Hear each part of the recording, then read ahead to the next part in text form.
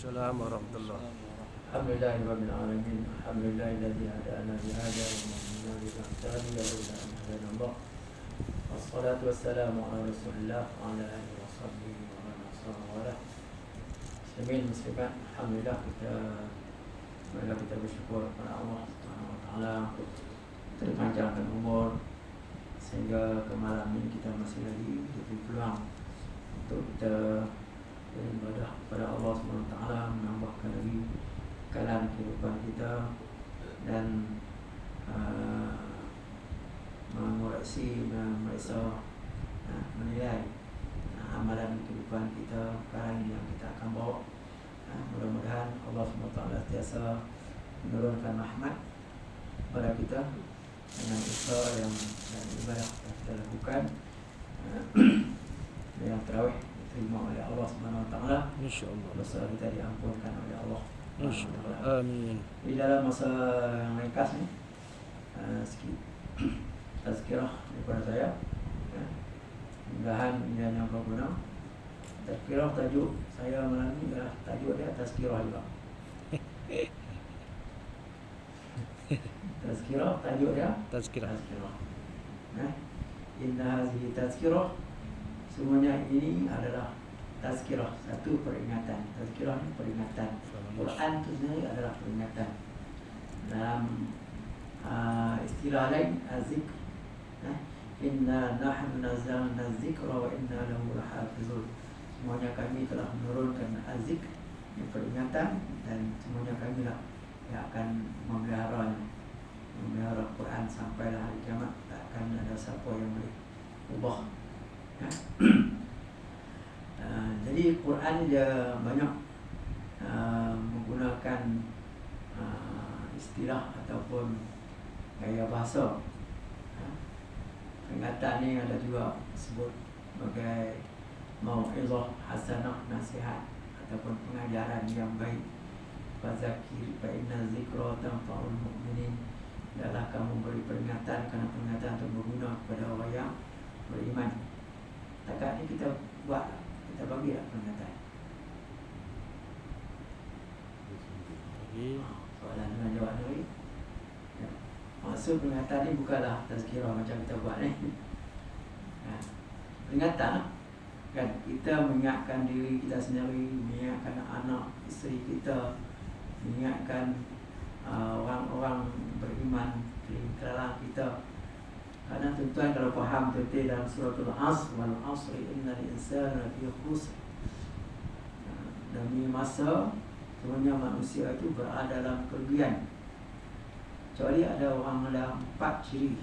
Illal ladzina amanu, kecuali orang yang beriman, wa amilus shalihat, beramal soleh, wa tawassaw bil haqq, pesan-pesan dengan kebenaran, wa tawassaw bis sabr, dan pesan-pesan dengan kesabaran. Jadi kalau tak pesan-pesan dengan kesabaran, tak pesan-pesan dengan kebenaran, walaupun dia beriman dan beramal soleh, dia tak keluar lagi daripada kerugian, daripada gulungan orang yang rugi. Maksudnya kita sama-sama kita ni kena ingati di antara satu sama lain. Kalau kita dengan keluarga kita, bagus tegah lagi. Ya ayyuhallazina amanu qu anfusakum wa ahlikum nar. Wahai orang beriman, jagalah, peliharalah diri kamu dan ahli keluarga kamu daripada neraka. Dia sendiri tak lepas lagi. Dia kena seluruh keluarga tu selamat. Bawalah diri kita selamat dan keluarga kita pun selamat. Patut lagi kalau kita pun tak selamat, keluarga kita selamat dan kita tak selamat. Jadi maknanya Allah SWT suruh kita hidup sama orang beriman dan juga sama manusia. Kita ingat mengati dan antara sama lain daripada awal ni sampai mati. Sampai mati pun Tuhan suruh, Nabi suruh, laqinu mautakum la ilaha illallah. So ajak mengucap, walaupun mengucap tu biasa apa dia sebut mengucap, tapi nak mati ni dia kena akhir kalam kita kena la ilaha illallah. Jadi orang hidup disuruh ajak ataupun ingatkan, sebab masa tu ada macam-macam cubaan, dia beri main, kata macam-macam, doa ajak macam-macam. Jadi kita ingatkan orang yang jadi maknanya tazkirah ni bukan kerja ustaz lah, kerja kita semua. Kita ingat nanti mengingati antara satu sama lain. Kita tengok orang tua dulu macam mana dia dengan anak-anak bercerita macam-macam kan, buat kisah, tu ingat anak-anak kita. Dan juga orang dulu-dulu ni ada, kalau boleh tiang tu biasa, tak ada keluarga tak ada boleh tiang pun ada.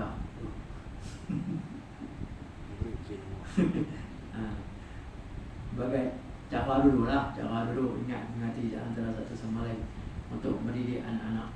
Jadi malam ni saya nak minta kita semua lah, supaya kita sama-sama ingati antara satu sama lain, khususnya kepada anak-anak kita dan ahli keluarga kita. Kita nak ingatkan orang ni dengan apa? Fazakir bil Quran may yakhafu wa'id. Hendaklah kamu ingatkan dengan Al-Quran. Dia punya bahan, dia punya tajuk dan isi dia ialah Quran tu. Kita ingatkan orang dengan Quran. Maknanya isikan dengan Quran yang kita baca, kita faham sikit-sikit tu, kita kena gunakan tu untuk ingatkan orang. Macam mana Quran sebut, macam itulah yang kita kena peringatkan manusia ni. Jadi macam itulah antara kerja-kerja, tugas-tugas para nabi dan juga para sahabat, para ulama yang menyampaikan, mengingatkan manusia dengan Al-Quran. Satu lagi ialah Quran tu diterjemahkan, diterjemahkan melalui perbuatan dan perkataan Nabi. Nabi yang kalau nak tengok Quran tu, nak faham Quran tu macam mana, kita nak tengok macam mana Nabi buat. Nabi buat sebiji seperti mana yang ada, yang terdapat dalam Al-Quran. Lepas tu ada ulama kata, sebagai ibarat lah, kata Nabi itu adalah Al-Quran yang bergerak, Quran yang berjalan, Quran yang ada dalam masyarakat. Sebab tu malam ni saya bawa ni, walaupun saya tahu pada orang merah, mungkin ada orang yang, ada orang tak dapat ni, sebagai membantu ibu bapa lah. Tajuk dia hadis-hadis pembina akhlak dan saksiah remaja. Saja tu remaja tu. Jadi tuan-tuan boleh gunakan ni, ada 110 hadis. Kebanyakan ada yang pendek lah, tapi ada hari banyak juga. Hari banyak tu kita nak potong tak boleh. Sebab ada 7 golongan orang yang dapat minuman aras tu, kita kena sebut semua lah, kan. Jadi siapa yang tak dapat lagi, tolong ni, lagi tolong ambil lah.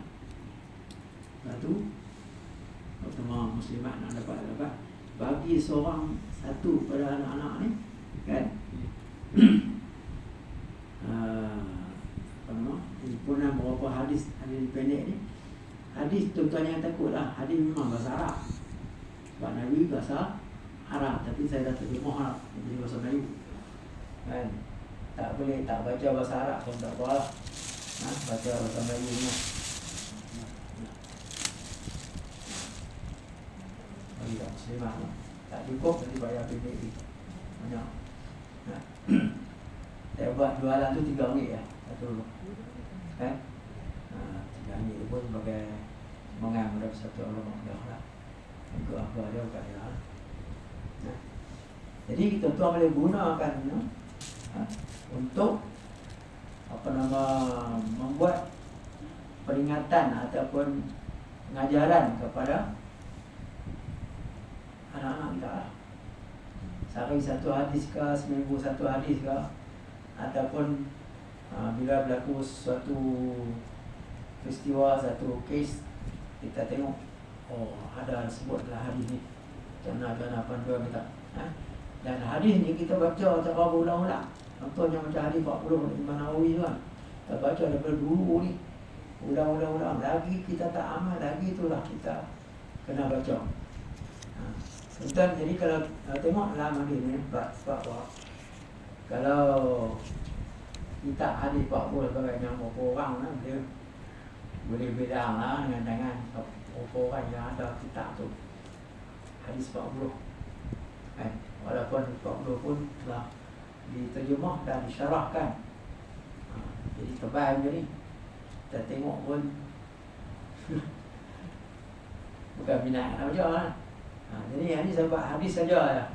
Cuma ada lah beberapa tu yang saya terangkan sikit. Yang lain bentuk hadis. Kalau tuan-tuan tengok belakang sekali tu ada saya buat jadual senara semak. Tuan boleh cek tu, tuan baca lagi hadis ni. Hadis ni, hadis pertama baca tak baca lagi, faham tak faham. Lepas tu yang ketiga, amal tak amal lagi. Kita boleh guna apa sebagai buku peribadi kita. Kalau tahun ke 2 tahun kita habis hadis ni, kita dapat amalkan, itulah sebagai peringatan yang Tuhan suruh kita, fazakir bil Quran, ataupun fazakir fa inna zikra tanfa'ul mu'minin. Peringatan sangat berguna kepada orang beriman. Yang akan menjadikan kita ni orang yang maju, orang yang berilmu, orang yang sentiasa sedar, orang yang sentiasa menyedari tentang diri sendiri, kelemahan diri kita ni dikelilingi oleh beberapa musuh. Musuh kita kan, musuh kita kadang-kadang kita tak tahu kan. Kalau kita tak belajar, kita tak tahu diri kita sendiri itu jadi musuh kita. Nafsu jadi musuh kepada kita. Tak kena raya. Sebab tu bulan puasa ni adalah bulan seperti mana saya jelaskan itu, nak mendidik nafsu kita supaya menjadi yang baik. Dia teringin nak buat benda yang baik saja. Kita tune dia, latih dia daripada dia nak buat benda jahat pun. Jadi dia tak teringin nak buat benda jahat pun, dia teringin nak buat benda baik. Kan? Kita tengok surau, dia main surau, tengok orang main surau, dia akan tertarik untuk main surau, main belajar untuk ilmu, beribadat, sebagainya. Baca Quran, nak belajar Quran, nak belajar buku hakam, nak baca buku-buku agama.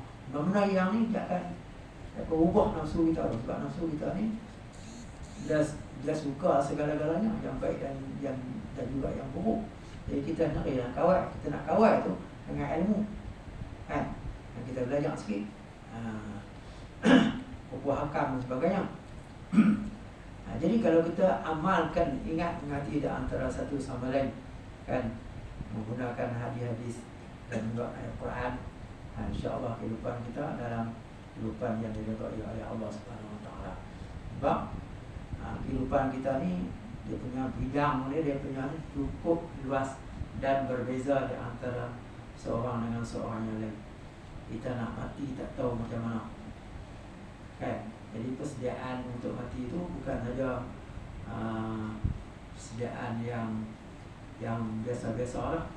Hanya sekurang-kurangnya pun kita membersihkan diri kita daripada sebarang dosa. Ini saya cakap kuliah yang lepas. Itu satu cara yang terbaik lah. Bersihkan diri kita daripada sebarang dosa, sebarang kesalahan. Biar Allah SWT telah ampunkan dosa kita. Walaupun kita ni buat dosa sebesar langit, dosa kita di antara langit dan bumi penuh kan. Tapi bila kita minta ampun kepada Allah SWT akan ampunkan dosa kita. Jadi yang tu pun kita kena peringatkan diri kita dan juga kepada anak-anak orang lain, terutamanya anak-anak kita. Jadi kalau kita masing-masing kita jaga anak kita, isteri kita, jadi masyarakat pun akan terbina dengan baiknya. Kalau yang duduk luar tu dia ada dalam rumah. Ramai yang jadi macam-macam tu, saya tak sebut lah tentu kan. Sebab di antara faktornya mak pak tak peduli. Tuan tengok kes 7 viral, 7 anak-anak yang viral tadi. Sampai hari ni masalah daripada saya. Pasal masalah mak pak. Macam mana dia didik anak dia? Dia nak ribut. Kan? Jadi tapi kalau dia macam tu, ada orang lain, ada kawan-kawan dia boleh peringatkan dia akan pulih balik lah kan. Tapi kalau kat masing-masing pihak dia akan hanyut gitu lah. Kita tak tahu sampai bila kan, sampai bila dia nak selamat balik. Ini. Jadi tazkirah ni tuan-tuan cukup penting. Kita boleh jadikan amalan harian kita. Bukan saja kita gunakan Quran hadis sebagainya. Quran hadis ni prinsip kehidupan kita kan. Tapi kita boleh guna juga orang tua dulu buat kisah cerita apa semua, ataupun kita cerita kisah kita dulu lama-lama dulu ni, zaman susah kita dulu kan, makan ikan tamban kan, makan nasi dengan ayam garam, Toyo. nak cari ikan termenung pun tak. Kecap. Kalau nak makan ikan kena pergi sungai. Kalau ikan, saya orang Bali, kalau nak makan ikan laut ni, Bali tak mana laut 12 ni. Tak mimpi lah. Ikan tamban lah. Ikan tambang kering tu banyak. Mengkiat. Tambang kiat. Jadi benda kesusahan kita lama-lama, masa zaman kita susah dulu kan, kita cerita balik pada anak-anak ni supaya dia ambil pengajaran. Budak-budak tadi celik-celik mata, dah ada rumah pun cantik lah, ada kereta, ada motor, pakaian pun tak ada masalah. Kalau dulu saya ingat lagi dulu, tapi bagi kat Pulau Putih tu kena tolak kereta lah kalau musim hujan. Tolak kereta naik tu bukit tu, baru kita nak cari kereta. Belum muat duit. Kasut ni kena bawa selipar. Dia pun tak pakai kasut, bawa ayak. Kan? Tapi nak naik kereta, lepas tolak kereta tu, basuh huruf kaki. Oh, pakai kasut. Dulu zaman dulu siapa yang pernah mengajar, cikgu-cikgu yang pernah mengajar, payah usah Perti tu, tahu lah. Belah tu, belah Bali tu, semuanya tu lah. Dan jadi kisah-kisah itu juga boleh jadi peringatan pada kita. Contoh kalau tengok dalam Quran, binatang pun Allah SWT kisahkan supaya kita ambil pengajaran. Kisah Arab, kisah semut dengan Nabi Sulaiman kan? Kisah An-Nahlu, An-Namlu semut, Nahlu lebah kan, lebah, kisah lebah, kisah Al-Baqarah tu cerita orang tu, cuma Tuhan suruh sembelih lembu, kemudian ambil anggota lembu tu, ekor lembu tu ribai pada mayat tu hidup, mayat tu abang siapa yang bunuh dia. Kisah lembu bukan kisah lembu tu sendiri, tapi kisah macam mana kau Bani Israel ni ketegak orang suruh sembelih lembu mana pun tak mau, dia bertanya lembu macam mana warna apa semua. Sampai orang tak sebut, habis tak ada lah, tinggal sekok lembu tu saja dengan harga sedulang emas. Hampir-hampir mereka tak buat lah. Jadi Quran tu banyak kisah-kisah tu pun kan kita boleh ambil pengajaran binatang-binatang tu kan. Sebab tu dalam